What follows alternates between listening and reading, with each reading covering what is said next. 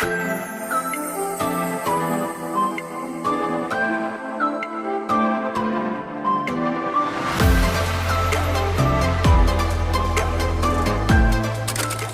eu fui encaminhada para essa médica, eu já estava numa fase física muito difícil, porque eu já não caminhava direito, eu não comia direito, eu comecei a entrar numa fase que a comida me dava ânsia de vômito. E eu perdi muito peso, assim, num curto espaço de tempo eu perdi peso. A minha mente estava confusa, eu tive muita confusão mental. Então, quando eu cheguei nessa clínica, que a médica olhou os meus exames e olhou para mim, ela disse assim, que eu era, que não estava certo, né? Porque os meus exames diziam uma coisa, mas ela me via ali, ainda em pé, falando, porque ela disse que, de acordo com os meus exames, eu era paciente de UTI.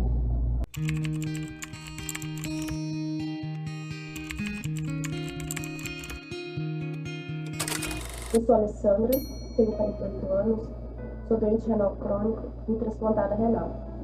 E eu quero contar o meu testemunho, contar o que Deus tem feito na minha vida, contar o que Ele fez para que eu pudesse estar aqui hoje, contando a minha história.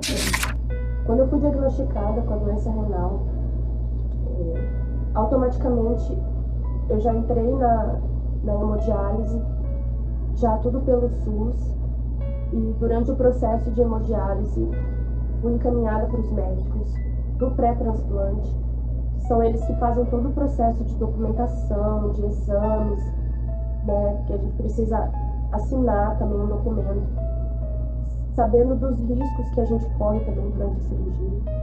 Então, a partir do momento que eu entrei em hemodiálise, o processo de entrar na fila do transplante, ele já foi quase que automático. Era só aguardar um órgão compatível. Eu estava vivendo uma fase muito difícil, porque eu não sabia o que era ser doente renal. Então eu tinha sintomas que eu não conseguia identificar, procurei vários médicos e eu não conseguia descobrir o que era. E eu passei praticamente 2 anos tentando encontrar a resposta para o que eu estava sentindo, né? Um inchaço nas pernas, a pressão arterial que subiu muito, e eu comecei a investigar tudo isso, fiz muitos exames até da safena, para poder descobrir se era um problema vascular. Fiz exames do aparelho urinário, procurei 3 especialistas na área da cardiologia, mas infelizmente eu não consegui encontrar esse diagnóstico. E depois de 2 anos investigando, foi quando eu procurei um posto de saúde, e a médica do posto de saúde foi quem acendeu essa luz amarela em mim, que alguma coisa era muito além do que uma doença vascular. E aí ela pediu novos exames de sangue, isso depois de muita investigação.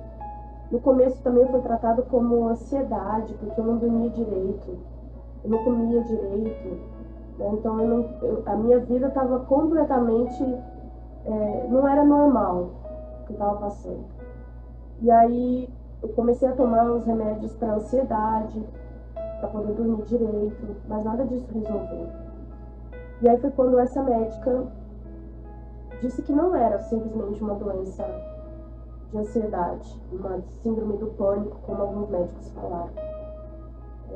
E aí a minha creatinina já estava num nível que não era o normal.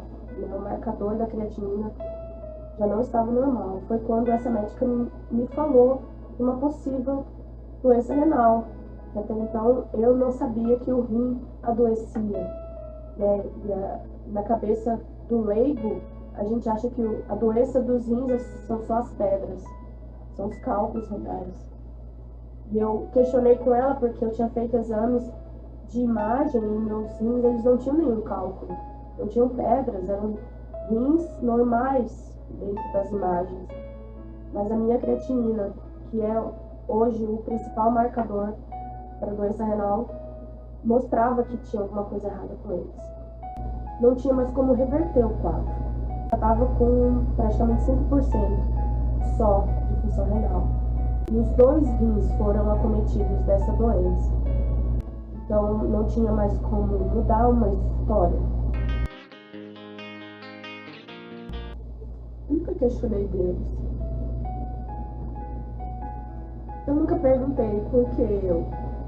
Nunca perguntei, Senhor, por quê? Não. Eu me perguntava onde que eu tinha errado. O que eu tinha feito ou deixado de fazer para que isso, né, para que tivesse acontecido isso. Era esse, o meu questionamento era esse. Não com Deus, era comigo.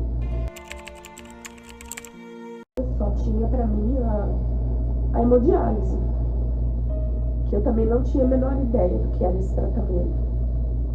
Não entendia. Quando eu fui encaminhada para a clínica, para uma médica que tem uma clínica de hemodiálise, era para eu conversar com ela, para ela analisar o meu caso. E eu vi os pacientes ali na hemodiálise e eu pensei assim, eu acho que eu tô vindo aqui só mesmo para conversar com ela. Eu não vou fazer nada disso que essas pessoas estão fazendo. Isso aqui é só uma conversa que eu vou ter com a médica. Até que, quando eu cheguei nessa clínica, a secretária, a recepcionista me perguntou, a senhora já tem fístula? E aí, eu tava com os meus exames ali em mãos e eu falei pra ela assim, eu não sei, eu nem sabia o que era uma fístula. A partir daquele momento, eu entendi que era tudo muito novo pra mim. Era um mundo novo. E que ninguém nunca tinha me dito o que eu ia passar.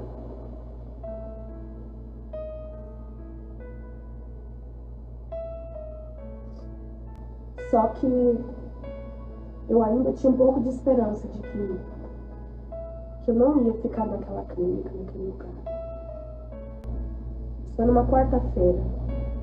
Na quinta-feira, a secretária dela me ligou e disse que eu tinha uma consulta marcada já, que era para eu comparecer à clínica na Vita Rio para passar o cateter. E eu não tinha a menor ideia do que era o cateter, o que ia acontecer comigo. E aí na sexta-feira, fui nessa outra clínica, conversei com o Dr. Matheus, que já era o médico da hemodiálise. Foi quando ele me disse que eu teria que dialisar naquele dia. Se eu não dialisasse na sexta-feira, talvez eu nem chegasse viva na segunda. Só que ninguém me dizia o que era, ninguém me dizia por que eu perdi meus rins, como eu perdi. Eu só sabia que eu tinha que enfrentar aquela situação. E eu fiz a primeira sessão de hemodiálise naquela sexta-feira, dia 5 de abril de 2019.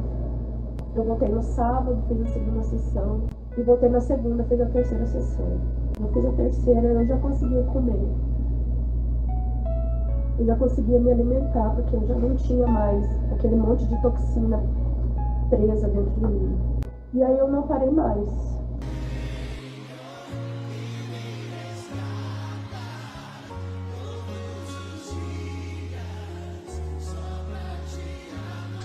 Eu fazia hemodiálise 3 vezes na semana, 4 horas. Mas eu ainda não aceitava que, na minha cabeça eu não aceitava ainda que eu era um paciente renal crônico. Na minha cabeça eu achava que aquela hemodiálise era alguma forma só para o meu corpo reagir, para os meus rins voltarem. E aí o Dr. Matheus pediu vários exames para a gente entender a causa, por que eu perdi os rins. E aí eu fiz vários exames de sangue, até que o diagnóstico veio uma doença chamada nefropatia por IgA, que é o aumento da imunoglobulina A, que são anticorpos que protegem as mucosas. Só que eu Meu corpo produzia em excesso. Meu corpo produzia em excesso. Então eu tenho uma doença autoimune. Foi essa doença que matou os meus rins. E aí a gente viu que não tinha mesmo mais o que fazer. Além de ter perdido os rins, de ser doente renal crônico, eu ainda tenho uma doença autoimune. Então hoje eu tenho que controlar essa doença autoimune. Hoje eu não tenho produção, eu não posso produzir anticorpos. Porque esses anticorpos, eles sempre vão achar que alguma coisa dentro de mim é um inimigo.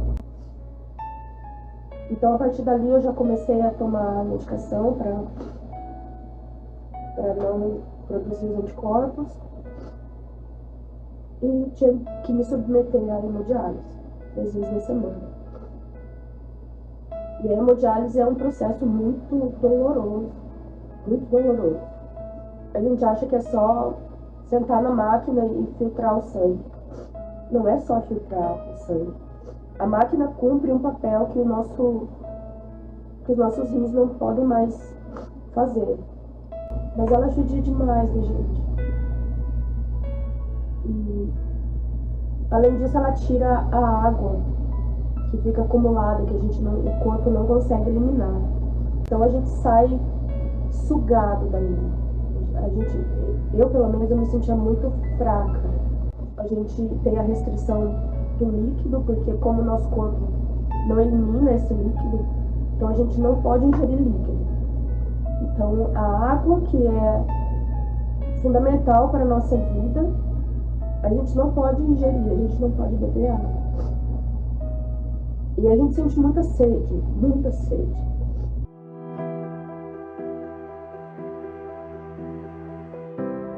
Então a gente tem a dieta bem restritiva de líquido, principalmente da água.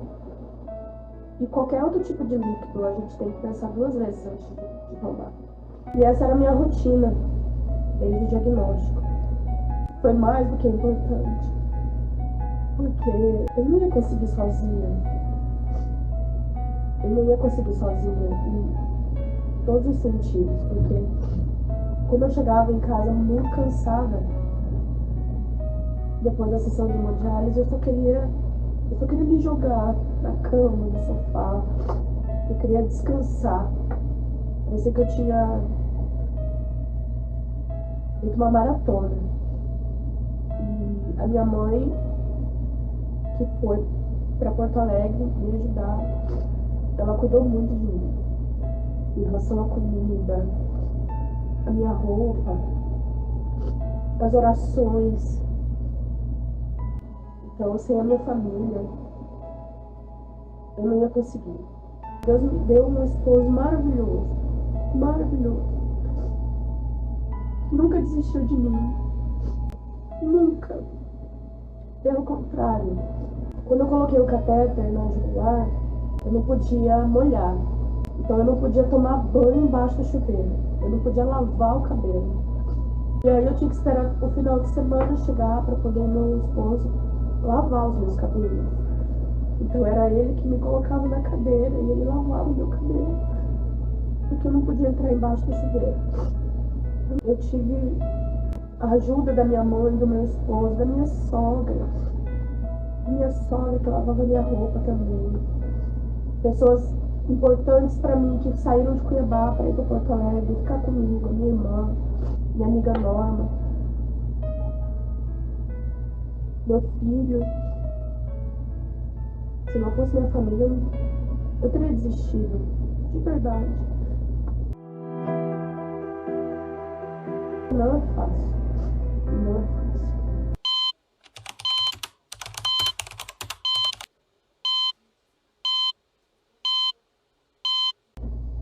Depois que eu entrei oficialmente na lista de transplante, eu esperei 2 meses. E nesses 2 meses, a gente sonha mesmo com esse momento de que vai tocar o telefone e eles vão chamar o paciente. E eu esperava esse dia. Só que a gente ouve muita coisa, né, já de outros pacientes que tiveram a experiência de terem a ligação e tudo. A gente sabe que não é só aparecer um doador, tem que ser compatível, né? A gente tem que estar com um painel bom para que esse órgão seja aceito pelo corpo. Também a gente ouve muito que um órgão é disputado por 3 pacientes, às vezes, né? Então a gente sabe que quando o telefone toca, talvez aquele órgão não seja para nós, porque a gente já vai para o hospital, faz exames de novo, de compatibilidade, do painel. E aí, naquele momento que está aquele órgão disponível e depois dos exames pré-operatório, é que o médico diz para quem vai aquele órgão. Então, geralmente 2 pacientes não conseguem. Eu já sabia dessa condição. No dia 29 de novembro de 2019, eu estava indo para hemodiálise e meu esposo me ligou. Ele falou assim: olha, ligaram da Santa Casa e eles disseram que tem um doador, tem um rim para ti. É para você fazer hemodiálise 3 horas e ir direto para Santa Casa. E era tanta emoção que eu não conseguia nem reagir. Eu fiz a sessão de hemodiálise, depois eu fui para Santa Casa. E aí eu perguntei da médica que estava atendendo os pacientes, tinham vários pacientes esperando também outros órgãos. Tinha alguém que estava disputando o órgão comigo. E ela disse: não, o órgão é seu.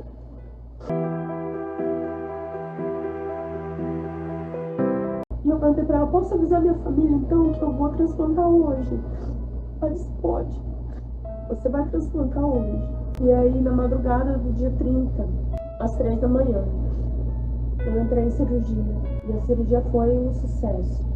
Lembra quando estava por um fio pra desistir? E quando faltou isso aqui pra você cair? E mesmo assim você tentou mais uma vez.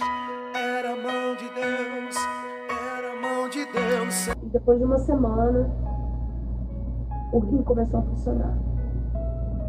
E me lembro quando o rim começou a funcionar, eu ainda fiz, antes do enxerto funcionar, eu ainda fiz algumas sessões de hemodiálise no hospital. Mas quando o enxerto começou a funcionar, eu perguntei na enfermeira se eu podia beber água. Ela disse: agora você pode beber o quanto de água você quiser. Naquele momento eu bebi a água, mas eu ainda bebi com medo ainda. O enxerto começou a funcionar, eu comecei a ir ao banheiro, porque uma situação que as pessoas não sabem, né? O paciente, quando ele está em hemodiálise, ele não vai ao banheiro, ele não faz xixi. E a gente não consegue, o corpo não tem mais essa função. Estar em hemodiálise nunca foi uma opção para mim, para minha vida. Eu lembro que na clínica tinha pessoas ali que faziam hemodiálise há 19 anos, 25 anos, 8 anos. Pessoas que estavam ali esperando por um doador e pessoas que fizeram a opção de não transplantar. Tinha uma moça que ela disse que ela não queria transplantar, ela já estava há 19 anos ali. E para mim não era uma opção. Então quando eu estava ali na clínica fazendo hemodiálise, eu sabia que era importante e necessário para mim aquele tratamento, mas eu não aceitava estar ali. O tempo inteiro eu falava: Senhor, aqui não é o meu lugar. Eu sei que não é isso que o Senhor tem para mim. E eu sabia que Deus ia me tirar dali, porque eu nunca aceitei aquela realidade de continuar ali, naquela máquina, vendo o meu sangue sair de 2 caninhos. Eu não aceitava aquilo. Em alguns momentos eu até pensei em desistir, mas eu sabia que eu não ia ficar ali muito tempo. Quando eu transplantei, que eu entendi a realidade, que eu não ia mais precisar de hemodiálise, que Deus tinha me feito um milagre, porque eu vi tantas pessoas que não conseguiam transplantar porque não eram compatíveis ou porque a imunidade estava muito alta. E eu consegui. Deus abriu as portas para mim. Deus levantou uma família que estava triste naquele momento pela perda de um familiar. Mas essa família disse sim. E eu pude receber o órgão daquela pessoa. E eu pude continuar vivendo. O pós-operatório, fiquei ainda 13 dias no hospital. E aí vem a rotina da medicação. Eu fiquei todo esse tempo para poder fazer todos os exames e começar a introduzir mesmo os imunossupressores. É para evitar a rejeição do órgão, então a gente toma no início uma quantidade de imunossupressores e o médico vai ajustando de acordo com os exames. Então começa uma outra realidade, né? A hemodiálise acabou, mas agora eu sou um paciente, eu continuo sendo renal crônico, eu continuo tendo a doença renal, só que agora o meu tratamento não é mais dialítico, porque o transplante, ele não é cura. O transplante, ele continua sendo um tratamento, só que com um enxerto, com um órgão enxertado, mas a gente continua em tratamento. Tem que ajustar remédio para controlar o açúcar, controlar a pressão arterial. Então, uma pessoa que não tinha problema de pressão arterial, que não tinha problema de diabetes, tudo isso agora tem que ser controlado.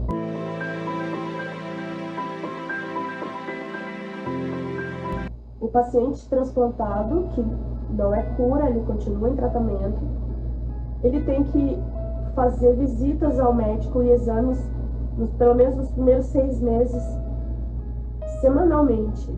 A gente vai ao médico, faz exame de sangue, faz vários tipos de exame de imagem, faz biópsia para ver como é que está aquele rim, exames de imagem para ver como estão os rins que não funcionam mais, porque quando a gente faz o transplante, que a gente ganha o órgão, a gente não retira os rins que não funcionam. Os rins nativos, eles continuam no mesmo lugar, né? Então eu ainda tenho os meus rins nativos no meu corpo e o enxerto vem para a parte da frente. Então o médico faz todo esse acompanhamento. Depois de 6 meses, aí já é uma vez ao mês.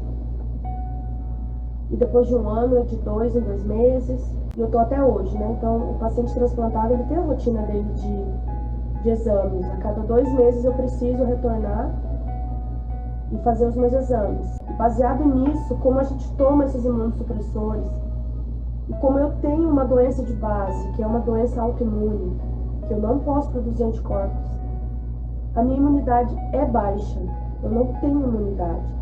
Então o paciente transplantado, ele tem essa característica, vamos dizer assim, de não combater doenças. De qualquer infecção que a gente pegue, a gente vai parar no hospital. Porque uma infecção para uma pessoa normal, ela trata com antibiótico em casa e tá tudo certo. O paciente transplantado, ele não tem esse privilégio. O rim transplantado, ele vai perdendo função. Então, às vezes, um órgão transplantou com 80% de funcionamento. Conforme você pega 2, 3, 4 infecções, daqui a pouco esse órgão está com 40% de função. Então, a gente precisa cuidar tudo isso, a gente precisa estar atento a todo tipo de infecção, né? Tudo muito higienizado, a gente não faz mais uso de produtos industrializados por causa do sal, a gente não cozinha mais, por exemplo, com colher de pau, porque ela acumula fungos e bactérias. Eu lavo as minhas mãos constantemente. Por quê? Porque não é que eu tenho medo da infecção, eu prefiro evitar. Porque as vezes que eu fiquei internada não foram fáceis. Nenhuma das vezes que eu fiquei internada para tratar uma infecção urinar foi fácil. Hoje, para curar uma gripe, eu tomo só uma dipirona. A gente tem uma vida, a gente não tem mais uma sobrevida como a gente tinha na hemodiálise. A gente consegue ter uma vida, a gente consegue fazer várias coisas. Inclusive, a gente pode ser atleta, né? O paciente transplantado, ele não é limitado, mas ele não é normal.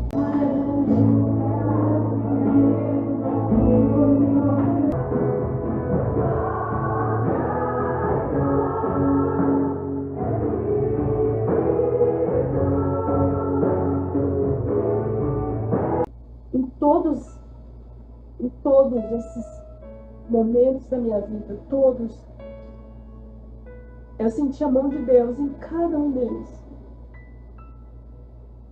Se não fosse Jesus na minha vida, eu não teria conseguido.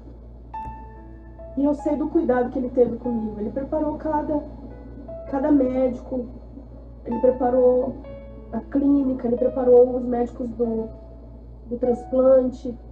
Deus teve muito cuidado comigo.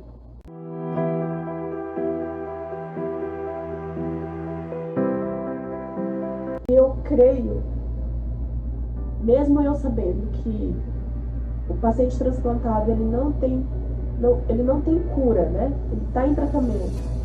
Mas eu creio que o meu enxerto, como os médicos dizem, que o enxerto tem um prazo de validade.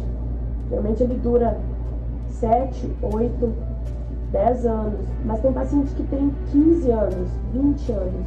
Eu conheci paciente que tem 30 anos vivendo com esse enxerto.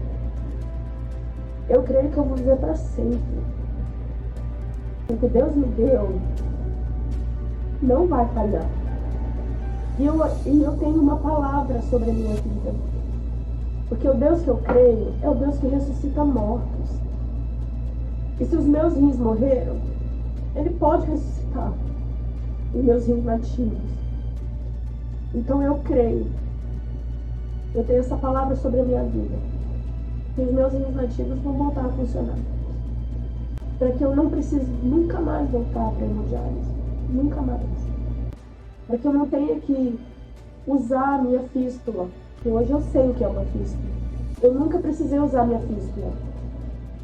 Porque eu fiz a fístula, eu fiz a cirurgia, 2 dias depois eu transplantei. Então até o dia que eu transplantei, eu estava de catéter, eu usava o catéter para dialisar. E hoje eu creio que Deus é poderoso para fazer além do que eu espero, do que eu peço. Eu consigo enxergar o propósito de Deus nessa situação, na minha vida. Ele me ensinou a viver, a depender dele totalmente. O tempo todo ele me mostrando que eu dependia dele. Então hoje eu dependo dele e a minha vida mudou completamente.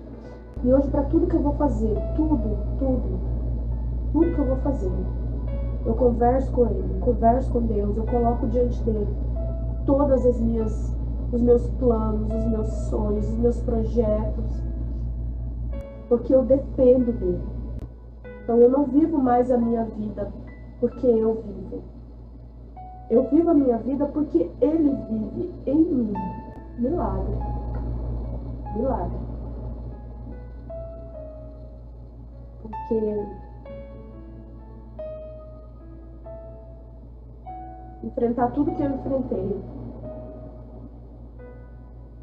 se não fosse ele fazer esse milagre acontecer, eu não estaria aqui hoje. Não existe obstáculo, não existe dificuldade, aquele que tem fé que é prosseguir, só isso. É só ouvir a direção, seguir a direção e vai em frente, com medo mesmo, mas Vai com medo, mas vai. Pela graça, pela misericórdia dele, que eu tenho esse privilégio de estar aqui, viva. Lembra quando estava por um fio pra desistir, e quando faltou isso aqui pra você cair, e mesmo assim você tentou mais uma vez. Era a mão de Deus, era a mão de Deus segurando a sua mão pra não cair. Se não é um milagre que aconteceu na minha vida, eu não sei. Não tenho outro nome para chamar tudo isso. Então não tem por que chorar, volte a sorrir. Era a mão de Deus e vai ser sempre assim.